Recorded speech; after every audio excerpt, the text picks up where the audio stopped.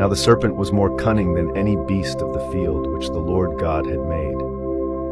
And he said to the woman, Has God indeed said, You shall not eat of every tree of the garden? And the woman said to the serpent, We may eat the fruit of the trees of the garden, but of the fruit of the tree which is in the midst of the garden, God has said, You shall not eat it, nor shall you touch it, lest you die. Then the serpent said to the woman, You will not surely die, for God knows that in the day you eat of it, your eyes will be opened, and you will be like God, knowing good and evil. So when the woman saw that the tree was good for food, that it was pleasant to the eyes, and a tree desirable to make one wise, she took of its fruit and ate. She also gave to her husband with her, and he ate. Then the eyes of both of them were opened, and they knew that they were naked. And they sewed fig leaves together, and made themselves coverings.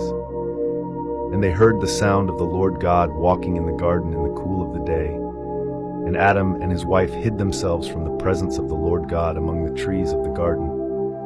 Then the Lord God called to Adam and said to him, Where are you? So he said, I heard your voice in the garden, and I was afraid because I was naked, and I hid myself. And he said, Who told you that you were naked? Have you eaten from the tree of which I commanded you that you should not eat? Then the man said, The woman whom you gave to be with me, she gave me of the tree, and I ate. And the Lord God said to the woman, What is this you have done? The woman said, The serpent deceived me, and I ate. So the Lord God said to the serpent, Because you have done this, you are cursed more than all cattle, and more than every beast of the field. On your belly you shall go, and you shall eat dust all the days of your life. And I will put enmity between you and the woman, and between your seed and her seed.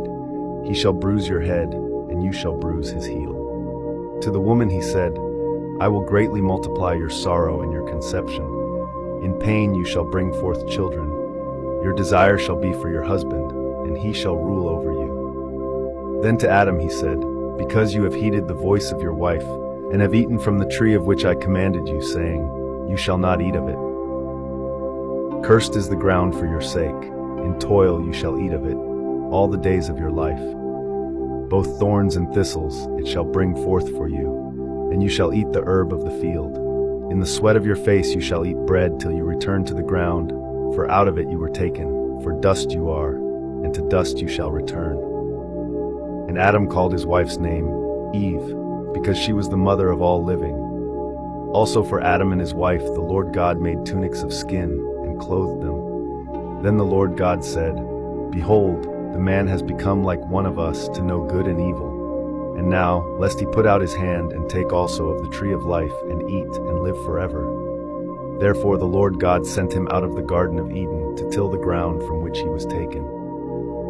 So he drove out the man, and he placed cherubim at the east of the Garden of Eden, and a flaming sword which turned every way, to guard the way to the tree of life.